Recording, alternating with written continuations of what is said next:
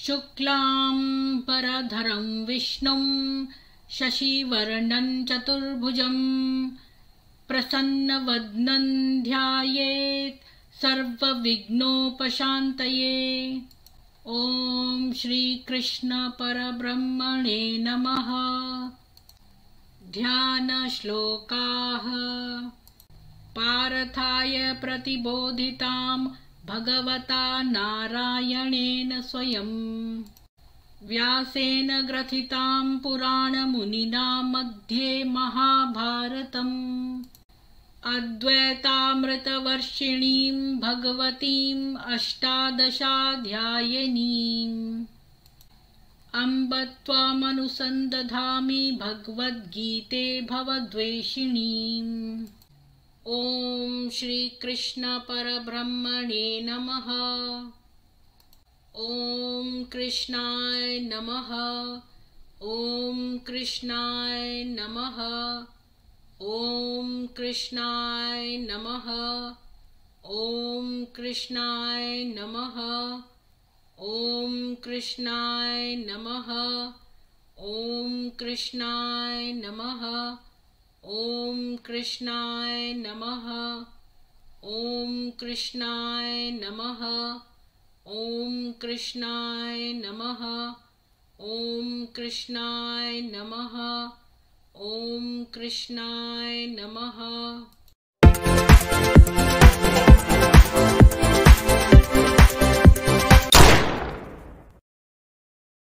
सभी को जय श्री कृष्ण। आज हम राम सुख दास जी द्वारा रचित गीता दर्पण में 73rd एपिसोड करेंगे। गीता में सर्वश्रेष्ठ साधन क्या है?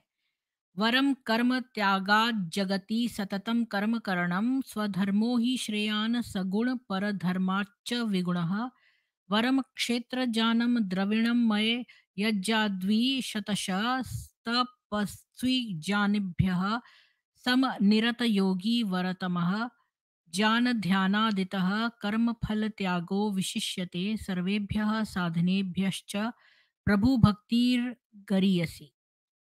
तो गीता में परमात्मा की प्राप्ति के लिए बहुत सारे साधन बताए गए हैं और उनको श्रेष्ठ भी बताया है। जिस साधन में साधक की रुचि हो, विश्वास हो, योग्यता है, वही साधन उस साधक के लिए श्रेष्ठ है, क्योंकि उसी साधन को करने से उसको परमात्मा की प्राप्ति हो जाएगी। गीता में जहाँ कहीं भी जिस किसी साधन को श्रेष्ठ बताया है, वह श्रेष्ठता वहाँ के प्रसंग या अधिकार को लेकर बताई गई है। बहुत से साधनों के श्रेष्ठ होने पर भगवान ने सर्वश्रेष्ठ साधन भक्ति को ही माना है। मतलब कोई भी मार्ग हो, आपने देखा होगा कि चाहे वो चाहे वो सांख्य मार्ग हो, ज्ञान मार्ग हो, कर्म मार्ग हो, पर भक्ति मार्ग जो है ना, शॉर्टेस्ट फास्टेस्ट वे है ईश्वर को प्राप्त करने का। गीता के अनुसार कर्म न करने की अपेक्षा अपने कर्तव्य का पालन करना श्रेष्ठ है। अभी कोई सोचे, लाओ मैं कुछ भी कर्म नहीं करता, मैं बैठा ही रहता हूँ या मैं कोई भी कार्य नहीं करता, तो वो कुछ नहीं कर्म करने से वो सोचेगा कि भाई मेरे पर तो कर्म चढ़ेंगे ही नहीं, ऐसा नहीं होता। हम्म, कर्तव्य का पालन करना ज्यादा श्रेष्ठ है और ये दिया है गीता के 3.8 में। क्योंकि जब तक मनुष्य का प्रकृति यानी शरीर के साथ संबंध है, तब तक कर्म किए बिना नहीं रह सकता। वो शरीर, मन और वाणी से कुछ न कुछ कर्म तो करेगा ही। अगर वो कर्तव्य कर्म नहीं करेगा तो अकर्तव्य करेगा, यानी कि विपरीत काम करेगा, जिससे वो बंध जाएगा। इसलिए कर्म न करने की अपेक्षा कर्तव्य कर्म करना श्रेष्ठ है। शास्त्रों ने वर्णाश्रम के अनुसार जिस मनुष्य के लिए जिस कर्म को करने की आज्ञा दी है, उसके लिए वो स्वधर्म है, और जिस मनुष्य के लिए उस कर्म को करने का निषेध किया है, उसके लिए वो परधर्म है। मतलब जिस भी वर्णाश्रम में अगर आपका जन्म हुआ है, और मतलब अगर आपका गुण कर्म स्वभाव तो है लड़ने वाला, है ना, तो आप क्षत्रिय धर्म के माने जाने चाहिए। लेकिन आप काम कर रहे हैं कुछ और, तो वो आप पर धर्म कर रहे हैं। तो अधिक गुणों वाले पर धर्म की अपेक्षा गुणों की कमी वाला भी अपना धर्म स्वधर्म यानी श्रेष्ठ है। यानी कोई सोचे कि लाओ मैं है तो वो दुकानदार वाली मेंटेलिटी का, ठीक है, या फिर वो किसान है सपोज, और वो सोचे कि भाई ब्राह्मण अच्छे होते हैं तो लाओ मैं अब जो है वेद ज्ञान बांटने लगूं। तो वेद ज्ञान बांटना डेफिनेटली शायद ऊपर हो, लेकिन स्वधर्म ज्यादा बड़ा है। गीता कहती है कि जो जो भी उसका अपना धर्म है, यानी वो कृषि कर रहा था, तो वो धर्म ज्यादा श्रेष्ठ है उस धर्म से जो जिसमें गुण ज्यादा है पर वो दूसरा धर्म है। तो अपने धर्म का पालन करने से मनुष्य को पाप नहीं लगता, और अपने धर्म का पालन करते हुए मृत्यु भी हो जाए तो भी अपना धर्म जो है वो कल्याण करने वाला होता है। ऐसा दिया है गीता के 18.47 में और 3.35 में। अब आते हैं यज्ञ पे। तो द्रव्य में यज्ञ से ज्ञान यज्ञ श्रेष्ठ है, अकॉर्डिंग टू गीता 4.33।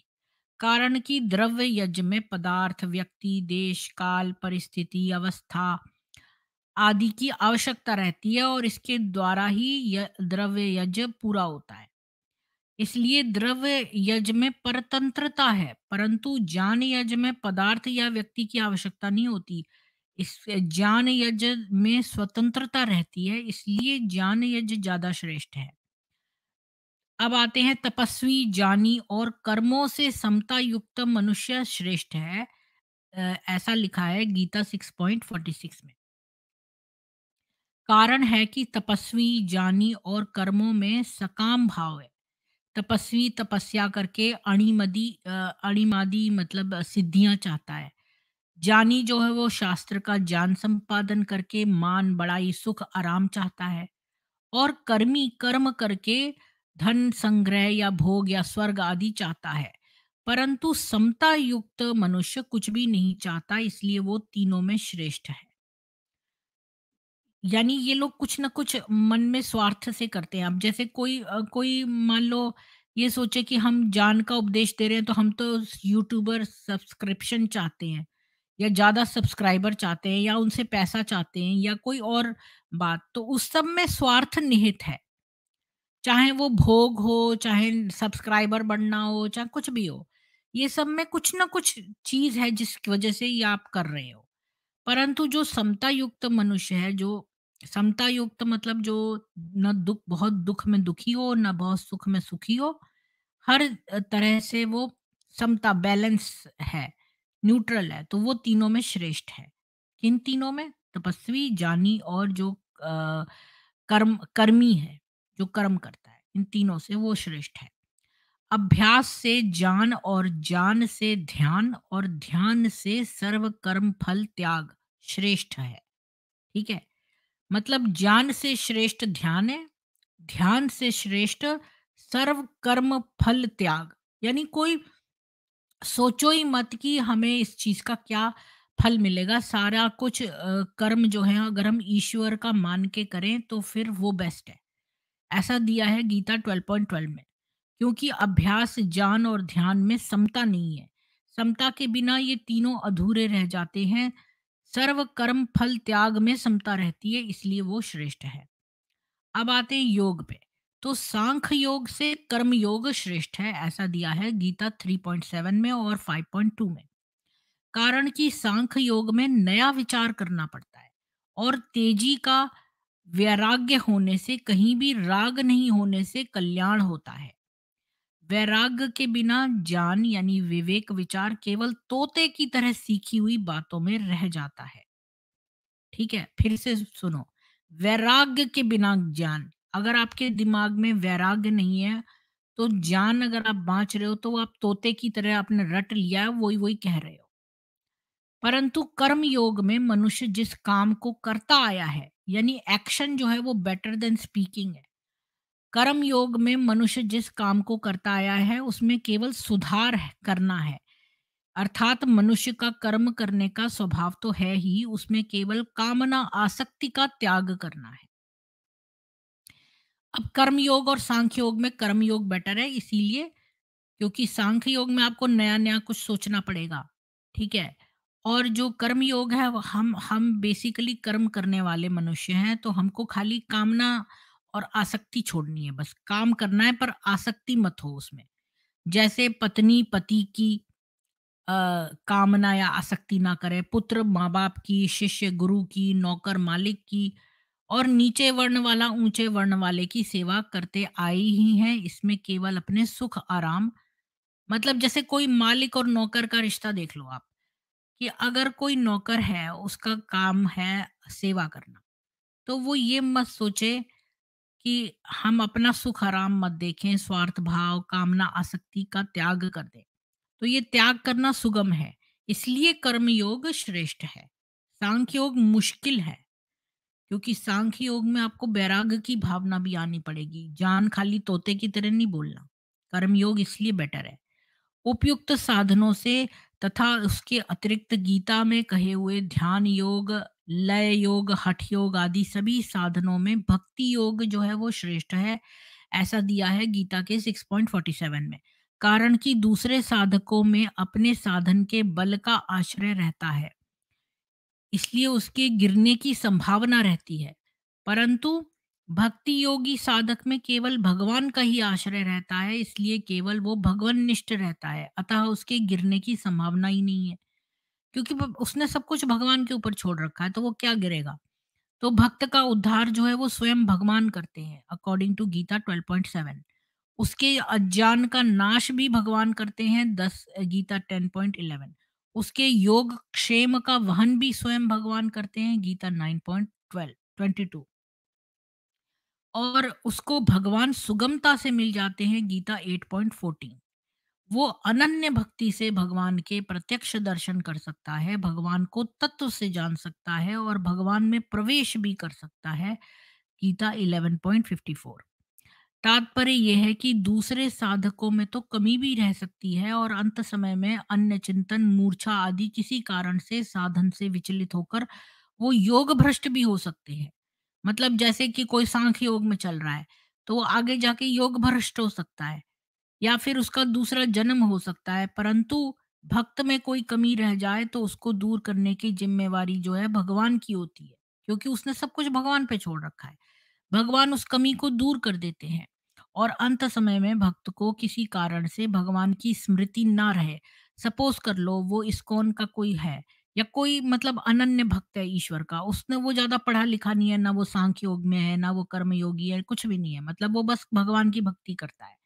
और मान लो वो बूढ़ा हो गया और अब अचानक से वो भूल गया, वो जो भी भक्ति करता था उसको भगवान की स्मृति चली गई, हो सकता है उसको एल्जाइमर्स हो जाए। हाँ, तो अगर उसको भगवान की स्मृति ना रहे तो स्वयं भगवान उसको याद करते हैं। इसलिए भक्त योग भ्रष्ट नहीं होता, उसका दूसरा जन्म भी नहीं होता। क्योंकि ये मैं पहले बता चुकी हूँ कि जो बहुत ज़्यादा योगी मनुष्य है ना और जो बहुत स्पिरिचुअल है, अगर मान लो आगे जाके वो अपने पाथ से भटक जाता तो उसको योग भ्रष्ट कहते हैं। तो ऐसे लोगों का दोबारा से जन्म अच्छे घरों में हो जाता है, जो स्पिरिचुअली एलिवेटेड घर है। तो ये जो व्यक्ति है इसका योग भ्रष्ट नहीं होता और उसका दूसरा जन्म नहीं होता, इसलिए भगवान ने भक्ति योग को संपूर्ण साधनों से और भक्ति योगी को संपूर्ण साधकों से श्रेष्ठ बताया है, गीता 6.47 में और 12.2 में। बस आज के लिए इतना ही था।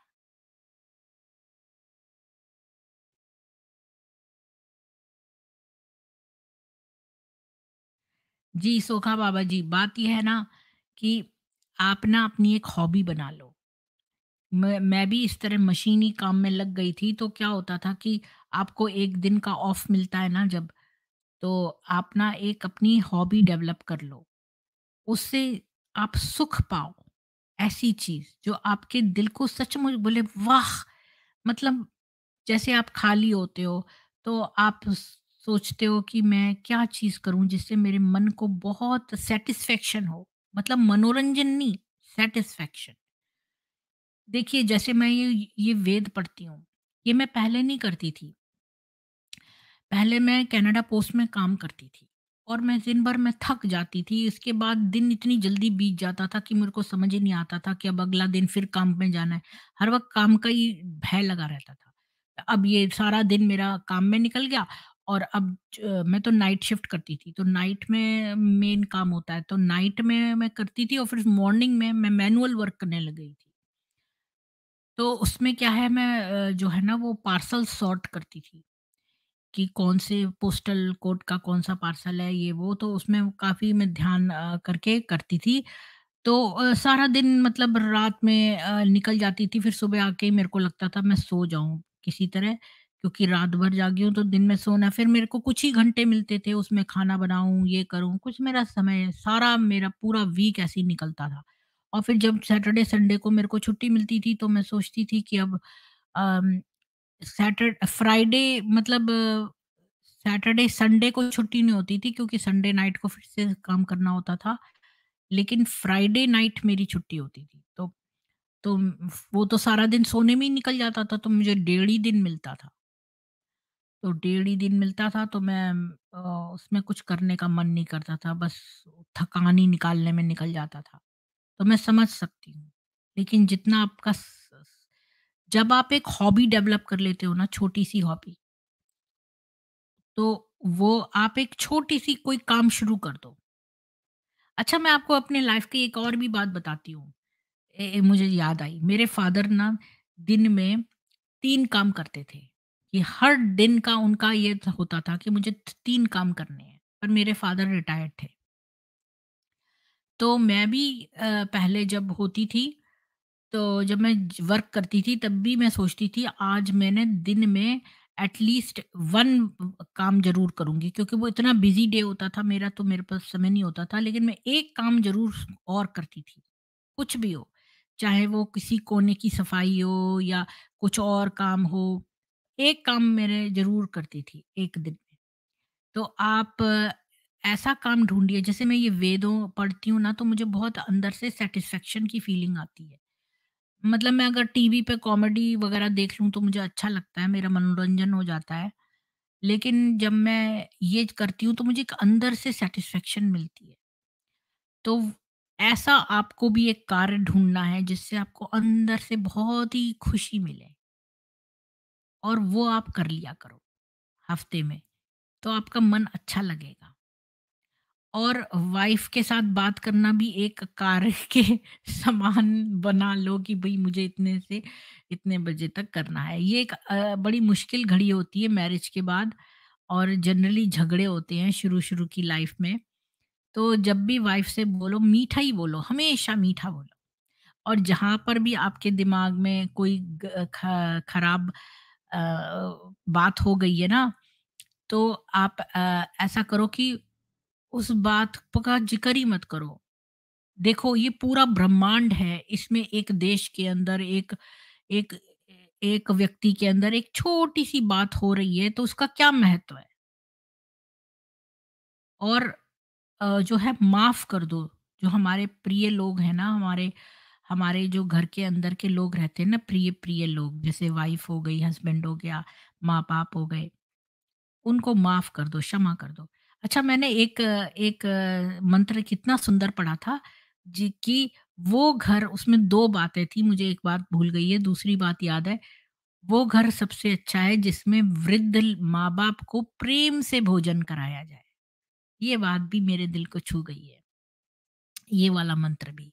मैं मंत्र के नोट्स भी बना रही हूँ। मैं तो आज अपने बारे में बात करती ही चली जा रही हूँ। पता नहीं क्या हो गया है। हाँ, अच्छा, आप 10 6 से 7 काम करते हैं? हाँ, मूवी देख लेते हैं, वो भी मेरा भाई भी यही करता था, साउथ इंडियन मूवीज़ देख लेते हैं, क्योंकि बॉलीवुड की तो सारी मेरे को देख के ही गुस्सा आता है। तो मैं साउथ वाली देख लेती हूँ, डब्ड मूवीज़। हाँ, वाइफ़ तीखा बोलती रहे तो कोई कारण होगा ना, थोड़े समय बाद वो छोड़ देगी। आप चुप रह जाओ, साइलेंस इज़ गोल्डन। देखो, गंदी बात बोलना एक बार मुँह से निकल गई, फिर वापस नहीं आ सकती, इसलिए कुछ मत बोलो। अगर वो तीखा बोले तो आप फ़ोन, अगर नहीं सुना जा रहा तो उठा के दूर रख दो, थोड़ी देर में हेलो करके बोल लेना। तो लेकिन कुछ बोलो मत, बोल लेने दो उसको, जितना बोलना है बोल लेने दो। ये मुश्किल होती है, पता, हर एक के जीवन में ये एक टेस्ट होता है एक तरह का, मैरिज के बाद। कुछ वर्ष जो है ना वो बड़े मुश्किल होते हैं। उसी में ज़्यादातर डाइवोर्स 3 साल के अंदर ही होते हैं। तो आपको ये 3 साल किसी तरह बिता लेने हैं। अगर आपकी शादी हुई है और 3 साल आपको किसी तरह निकाल लेने हैं बिना किसी वो, तो ये आपने टेस्ट पास कर लिया। मतलब फिर आप खुद समझ जाओगे, कुछ सालों बाद आपको ये समझ आ जाएगी कि हाँ, आपने बहुत अच्छा काम किया। हाँ, ये आप समझ लो एक ऐसी चीज़ है, ये एक अंधेरी टनल से गुज़र रही है आपकी गाड़ी। बस इसको किसी तरह पार कर लो 3 साल को, बिना कुछ वो करे। अपनी तरफ से आप हमेशा मीठा ही बोलो। हम अपनी वाणी को क्यों खराब करें दूसरे के लिए? तो आप हमेशा मीठा ही बोलो। और अगर आप दूसरे का आपसे तीखा बोल रहा है और आपसे नहीं सुना जा रहा, तो उसका फ़ोन थोड़ा दूर रख दो। या फिर उसको कह दो, जैसे मेरी माँ तो बोलती थी, "अरे यार दूध उबल रहा है, मैं आ रही हूँ।" ऐसे कह के रख देती थी, या कोई और बहाना बना दो, "अरे मेरा ये हो रहा है।" ऐसा बार-बार करोगे ना, तो वो समझ जाएगी कि उसके तीखा बोलने से ही आप फ़ोन नहीं बात कर रहे हो। तो फिर वो अपने आप को चेंज करेगी। तो जैसे ही वो तीखा बोले, तो आप कहो, अ, "नहीं, नहीं, नहीं, आप ऐसा करो ना सोखा जी।" अगर वो तीखा बोले ना, तो आप कोई बहाना बनाओ, कि अरे मेरे फ कोई पार्सल आ गया है, या फिर घंटी बजी है, कोई आया है, या कोई भी ऐसा बहाना आप बनाओ। आप बहाना बनाओगे ना, तो जैसे मेरी माँ कहती थी, "अरे मेरा दूध दूध उबल रहा है, दूध उबल गया है", या वो बंद करना है, मोटर मशीन बंद करनी है, या कुछ और कुछ भी ऐसा छुट-पुट जो घर में आपके बातें हैं, उसका बहाना बना दीजिए। कि प्लम्बर बुलाया था, प्लम्बर आ गया है, ज़रा ये हो गया है, फलाना हो गया है। आप तुरंत ऐसे बार-बार करेंगे ना, तो आपको पता है कि पशु भी समझता है ये बात। अभी ना मेरी चप्पल खा गई यामी, तो मैंने उसको बोला कि मैं तुझे ना केज में डालूँगी मैं। नहीं, ख़ैर ये वाला तो मैं गलत एग्ज़ाम्पल दे रही हूँ। मैं उसको उसको भी समझ में आ गया। मैं आपको ये बताने की कोशिश कर रही हूँ कि मैंने बार-बार एक एक काम किया, तो उसको समझ में आने लगा। तो वो तो व्यक्ति है ना, इंसान है, तो उसको तो आ ही जाएगा समझ में। तो आप बार-बार बहाना बनाएँगे ना, जब जैसे ही वो तीखा बोले, तो आप बहाना बना के निकलने लगे वहाँ से। तो वो समझ जाएगी, फिर वो आगे से मीठा ही बोलेगी। फिर बताना मुझे नेक्स्ट टाइम। एनीवेज़, तो हाँ, तो एक हॉबी ढूँढ लीजिए जो आपको अंदर से सुख देती हो, वो काम कर ली। तो फिर जय हिंदू राष्ट्र, अब मिलते हैं 1 घंटा 10 मिनट बाद। जो हमारा मेन किताब है, उसका अगला वो पढ़ेंगे। क्या था उसका टॉपिक?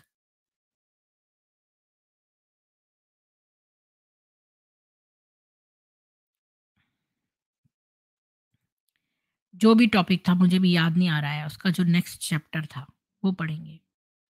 जय हिंदू राष्ट्र।